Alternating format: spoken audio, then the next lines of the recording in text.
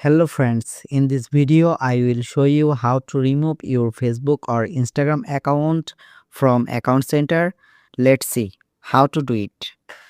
For do this, open your Instagram app, tap on profile icon, tap on three dot icon,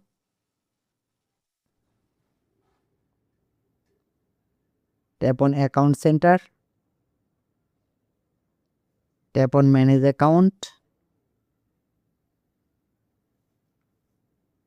tap on manage,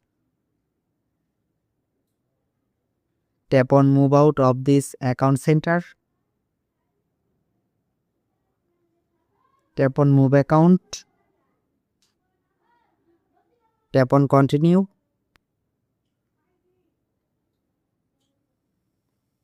Now create a password. By doing this process, you can successfully remove your Facebook or Instagram account from Account Center. Thanks for watching. Stay connected for more updates.